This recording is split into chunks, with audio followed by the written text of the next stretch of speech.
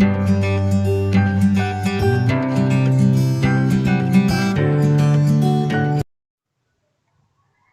semua, perkenalkan nama saya Ika Carissa Silaban, saya dari grup besar 6, grup kecil 28. Pada video kali ini saya akan menjelaskan mengenai pemeriksaan fisik pada antenatal care. Sebelumnya saya akan menjelaskan apa itu antenatal care. Jadi antenatal care itu adalah pemeriksaan yang bertujuan untuk meningkatkan kesehatan fisik dan mental ibu hamil secara optimal sampai ibu hamil mampu menghadapi masa persalinan, masa nifas, serta pemberian ASI eksklusif, serta kembalinya kesehatan alat reproduksi. Jadi ada pun beberapa tujuan dari antenatal care ini untuk mengetahui apakah ibu hamil mengalami komplikasi sejak dini, serta untuk meningkatkan kesehatan ibu baik juga janinnya. Nah, selanjutnya kita akan langsung pada masuk pemeriksaan. Jadi sebelum kita memeriksa, pertama kita mengecek program terapi medik pasien. Selanjutnya kita mengucapkan salam terapeutik dengan kita memperkenalkan diri kita kepada pasien. Setelah itu kita konfirmasi kembali identitas pasien, apakah pasien yang kita periksa sesuai dengan rekam medik. Setelah itu kita melakukan evaluasi, apakah pasien tersebut mengalami komplikasi atau keluhan yang lainnya. Setelah itu kita melakukan kontrak kepada pasien, kita pertanyakan apakah pasien sudah siap untuk dilakukan pengkajian. Nah, setelah itu kita juga menjelaskan langkah-langkah tindakan yang akan kita lakukan pada pemeriksaan antenatal care. Nah, setelah itu kita persiapkan alat sebelumnya. Jadi kita alat-alat yang perlu dipersiapkan itu seperti tensimeter, stetoskop, meteran untuk mengukur tinggi fundus uteri. Kita juga menggunakan refleks hammer, sarung tangan, timbangan berat badan, Doppler maupun Lennec. Nah, setelah kita mempersiapkan alat, lalu kita datang kepada pasien. Tapi sebelum melakukan tindakan, kita tidak melupakan untuk mencuci tangan. Nah, setelah kita mencuci tangan, sebelum kita masuk kepada pemeriksaan fisik, pertama kita kaji dulu tanda-tanda vital pasien. Nah, pertama mungkin kita dapat mengkaji tekanan darah pasien, apakah normal ataupun abnormal. Begitu juga dengan kita hitung nadi pasien, pernapasan, begitu juga dengan suhu pasien. Nah, setelah kita melakukan pemeriksaan tanda-tanda vital, lalu kita lanjut dengan pemeriksaan fisik. Nah, pertama untuk pemeriksaan fisik ini kita mulai dulu dari bagian kepala. Nah, jadi pada bagian kepala kita tanyakan kepada ibu apakah si ibu hamil tersebut memiliki keluhan ataupun keluhan nyeri kepala ataupun keluhan yang lainnya yang terdapat pada area kepala. Nah, yang kedua itu setelah kepala kita periksa wajah pasien. Kita melihat apakah ada atau tidaknya koasma. Kita perhatikan juga di area wajah pasien, apakah pasien mengalami edema. Nah, setelah kita memeriksa wajah pasien, kita perhatikan juga ke area mata pasien. Mari kita perhatikan pada konjungtiva pasien, apakah konjungtivanya jernih. Begitu juga dengan sklera pasien, kita perhatikan. Untuk normalnya sklera pasien itu berwarna putih. Nah, kita perhatikan juga dengan bagian pupil pasien, serta kita kaji ketajaman penglihatan pasien, serta kita perhatikan apakah ada edema pada bagian palpebra pasien. Nah, setelah kita siap melakukan pengkajian di bagian mata, kita lanjut dengan ke hidung. Nah, untuk pemeriksaan hidung, kita dapat menelusuri area hidung menggunakan pen light. Nah, kita kaji apakah ada polip, dan kita perhatikan juga apakah ada pernapasan cuping hidung pada ibu hamil, dan kita lihat apakah ada penggunaan alat bantu napas seperti oksigen atau nasal kanul. Nah, setelah selesai pemeriksaan hidung, kita lanjut ke area mulut dan tenggorokan. Nah, untuk area mulut dan tenggorokan, kita meminta ibu untuk membuka mulut, lalu kita dapat memeriksa menggunakan pen light. Kita perhatikan apakah pada area gigi ibu terdapat karies gigi. Nah, setelah itu kita kaji ibu, kita minta ibu untuk menelan, dan kita kaji apakah ibu mengalami disfagia atau kesulitan untuk menelan, serta kita perhatikan pada mukosa bibir pasien. Nah, apakah mukosa bibir dari ibu tersebut kering, dan hal itu dapat mengindikasikan bahwa ibu mengalami dehidrasi. Nah, setelah itu kita masuk ke pemeriksaan leher. Pada pemeriksaan leher, kita dapat melakukan palpasi pada area leher pasien. Kita perhatikan pada apakah ada pembesaran pada kelenjar limfe, kelenjar tiroid. Nah, kita perhatikan apakah ada juga penonjolan atau bendungan vena jugularis. Nah, setelah kita melakukan pemeriksaan leher, lalu kita lanjut pada pemeriksaan payudara. Nah, kita minta ibu tersebut untuk membuka baju dan menunjukkan area payudara. Nah, sebelum melakukan pemeriksaan payudara ini, kita perhatikan pada area payudara pasien. Kita perhatikan apakah ada pigmentasi pada areola mamainya. Nah, kita perhatikan juga bentuk dari papila mamai dari pasien tersebut. Nah, pada area nipple atau area puting kita perhatikan apakah terdapat pengeluaran kolostrum. Nah, kita juga melakukan palpasi pada area payudara, kita kaji apakah ada nyeri payudara atau tidak. Nah, setelah siap dari payudara, kita lanjut pada bagian dada. Nah, kita dapat melakukan auskultasi pada dada ibu tersebut. Nah, kita perhatikan bagaimana jalan nafas pasien, apakah ada keabnormalan. Begitu juga dengan kita auskultasi suara nafas pasien. Kita kaji juga apakah pasien ada mengalami keluhan sesak. Nah, setelah itu kita juga dapat mengkaji apakah pasien itu menggunakan alat bantu nafas. Nah, setelah siap dari dada, kita langsung pemeriksaan ke bagian jantung. Nah, kita perhatikan, kita auskultasi bagian jantung pasien. Kita perhatikan apakah irama jantung pasien tersebut reguler ataupun irreguler. Nah, kita perhatikan juga dengan bunyi jantung pasien itu. Dan kita perhatikan apabila pasien mengalami nyeri dada, nah kita dapat mengkaji nyeri dada pada pasien menggunakan pengkajian PQRST. Nah, setelah kita siap dari area payudara, dada, dan jantung, kita lanjut ke area ekstremitas dan integumen pasien. Nah, pertama kita kaji dulu apakah pasien tersebut mengalami kesulitan dalam pergerakannya. Nah, kita kaji, kita dapat palpasi pada area ekstremitas pasien apakah terdapat edema. Nah, setelah itu kita gunakan refleks hammer untuk mengkaji refleks patella pasien. Nah, biasanya ketika dilakukan pengkajian refleks patella, pasien akan mengalami refleks. Namun, apabila tidak ada refleks patella, hal itu dapat mengindikasikan bahwa ibu tersebut kekurangan zat besi. Nah, tidak hanya itu saja, kita juga dapat memeriksa apakah ada varises pada area ekstremitas pasien. Selanjutnya, kita masuk pada pemeriksaan abdomen. Nah, yang pertama itu kita perlu menginspeksi apakah pada area abdomen ibu tersebut terdapat linea nigra atau striae gravidarum atau seperti stretch mark, dan juga kita perhatikan apabila terdapat luka bekas operasi. Nah, setelah kita menginspeksi, kita masuk pada pemeriksaan Leopold. Nah, untuk pemeriksaan Leopold terdiri dari 4 pemeriksaan, yaitu Leopold pertama sampai dengan Leopold keempat. Nah, pemeriksaan Leopold ini hanya dilakukan ketika usia kehamilan itu sudah lebih dari 2 minggu. Nah, untuk yang pertama yaitu kita masuk ke pemeriksaan Leopold yang pertama. Nah, sebelum melakukan pemeriksaan, kita anjurkan ibu untuk buang air kecil terlebih dahulu agar pada saat pemeriksaan ibu merasa nyaman. Nah, selanjutnya kita posisikan ibu untuk supine atau berbaring dengan bantal di bawah kepala, serta kita posisikan lutut ibu tersebut fleksi atau menekuk. Nah, adapun tujuan dari pemeriksaan Leopold yang pertama ini untuk menentukan bagian janin yang terdapat pada fundus uteri.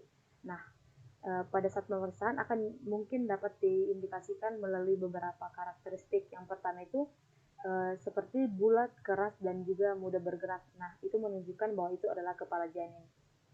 Untuk apabila teraba bulat, besar, lembut, nah itu adalah bokong janin. Nah, apabila teraba memanjang dan keras, itu menunjukkan bahwa itu adalah punggung janin. Nah, apabila teraba seperti bagian-bagian kecil, itu menandakan bahwa itu adalah ekstremitas dari janin tersebut. Nah, setelah siap melakukan pemeriksaan Leopold pertama, kita lanjut pada pemeriksaan Leopold yang kedua. Nah, tujuan dari pemeriksaan Leopold yang kedua ini adalah untuk mengetahui bagian janin pada sisi samping uterus, baik di sisi kanan atau kiri dari uterus. Nah, untuk bagian-bagian hasil pemeriksaannya juga sama, yaitu jika teraba bulat keras, yaitu kepala janin, dan apabila teraba lunak, bulat besar itu adalah bokong, serta teraba seperti memanjang itu adalah punggung janin, dan apabila teraba seperti bagian-bagian kecil itu adalah ekstremitas dari janin tersebut. Nah, dan pada pemeriksaan Leopold kedua ini kita juga dapat menentukan tinggi fundus uteri ibu tersebut. Tetapi untuk pengukuran tinggi fundus uteri kita pastikan bahwa ibu tersebut sudah masuk pada trimester 2 atau trimester ketiga. Nah, adapun pada pemeriksaan ini kita menggunakan meteran untuk mengukur tinggi fundus uteri tersebut. Nah, yaitu dengan cara kita mengumpulkan bagian arah uterus, lalu kita gunakan meteran dari fundus uterus sampai ke arah simfilis pubis. Nah, pada pemeriksaan ini kita menggunakan bagian incinya, lalu setelah itu kita lihat berapa sentimeter tinggi fundus uterus ibu tersebut. Nah, pemeriksaan selanjutnya adalah Leopold yang ketiga. Tujuan dari pemeriksaan ini untuk mengetahui bagian janin yang terdapat pada bagian bawah uterus. Nah, pada hasil dari bagian-bagian pada Leopold ini juga sama seperti tadi, yaitu untuk bagian kepala janin itu teraba bulat, besar, dan keras. Untuk bagian bokong teraba bulat, besar, dan lunak. Nah, untuk bagian punggung teraba tahanan memanjang atau yaitu punggung janin. Dan apabila teraba bagian kecil menandakan ekstremitas dari janin tersebut. Nah, jika saat dipalpasi itu hasilnya adalah kepala, maka kita akan goyangkan bagian kepala janin tersebut, apakah masih goyang atau masih bisa tergeser. Nah, jika kepala tersebut dapat digoyang, jadi kita tidak perlu melanjutkan pemeriksaan Leopold keempat. Tapi namun jika kepala sudah tidak dapat digoyang, maka kita lanjutkan pada pemeriksaan Leopold keempat. Nah, pada pemeriksaan Leopold yang keempat ini tujuannya itu untuk mengetahui sejauh manakah kepala janin itu masuk ke pintu atas panggul. Nah, untuk pemeriksaan Leopold keempat itu berbeda dengan pemeriksaan Leopold sebelumnya. Nah, untuk Leopold pertama dan kedua dan ketiga itu posisi dari perawat itu menghadap si ibu. Namun pada Leopold keempat posisi dari perawat itu membelakangi si ibu atau menghadap ke arah kaki ibu. Dan untuk kakinya juga kaki ibu itu diluruskan. Nah, adapun cara pemeriksaan itu kita dengan menempatkan jari tangan kita itu seperti telapak tangan kita itu yang tertutup di sebelah kiri dan sebelah kanan uterus itu pada area segmen bawah rahim. Lalu kita tentukan tetap kita palpasi dan kita tentukan bagian manakah yang terdapat pada area tersebut.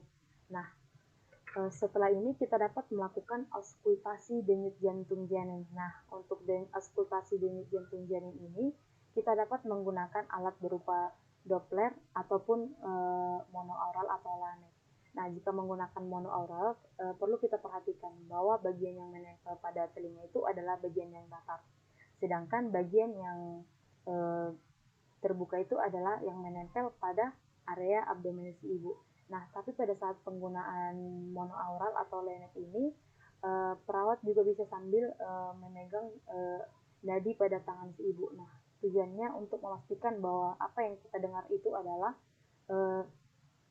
denyut jantung janin, bukan denyut nadi ibu tersebut. Nah, untuk penggunaan lanet ini hanya dapat digunakan ketika usia janin itu lebih dari 20 minggu. Nah, biasanya untuk mengukur denyut jantung janin yang di bawah 20 itu menggunakan Doppler, tapi Doppler juga bisa digunakan walaupun kehamilan sudah lebih dari 20 minggu. Untuk penggunaan Doppler, kita dapat menggunakan dengan mengoleskan jeli pada area pusat yang akan diauskultasi. Nah, untuk menentukan area punktum maksimum atau area pusat dari auskultasi denyut jantung janin, nah, kita pastikan di mana posisi punggung dan kepala janin tersebut. Nah, jika punggung janin itu berada pada uterus kiri dan kepala janin berada pada fundus, maka kita tarik garis lurus dari arah pusat ke arah ketiak kiri ibu. Nah, kita hitung 3 jari dari pusat si ibu tersebut ke arah ketiak. Nah, di titik 3 jari dari pusat itu, lalu kita tempelkan monoaural ataupun Doppler. Nah, kita hitung denyut jantung janin itu.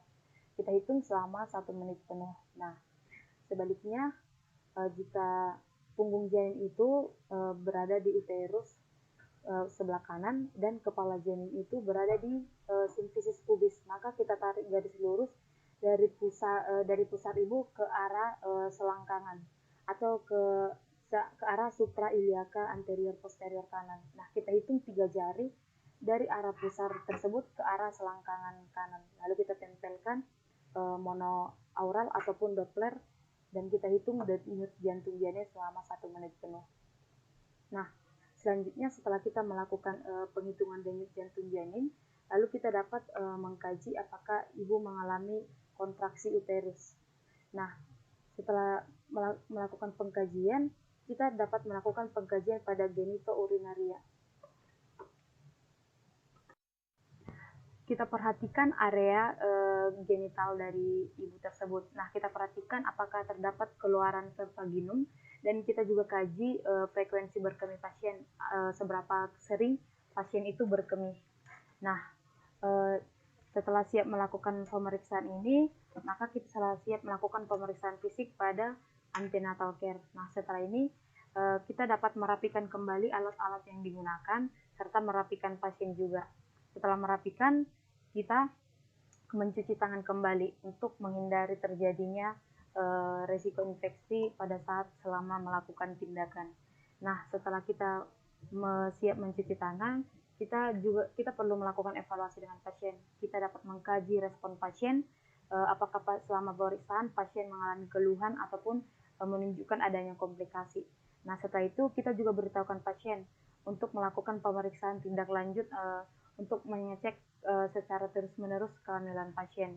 Setelah itu kita dapat melakukan kontrak dengan pasien untuk pemeriksaan selanjutnya dan melakukan terminasi untuk menandakan bahwa tindakan yang kita lakukan kepada pasien telah selesai. Nah, setelah evaluasi kita juga jangan lupa untuk melakukan dokumentasi, yaitu kita dokumentasi hal-hal apa saja yang sudah didapat serta apabila ada temuan yang abnormal, dan kita juga ikut mendokumentasikan mengenai dari respon pasien tersebut. Baik, sekian dari video presentasi saya mengenai pemeriksaan fisik pada antenatal care. Apabila ada kesalahan kata, saya meminta maaf. Atas perhatiannya, saya ucapkan terima kasih. Shalom, Tuhan memberkati.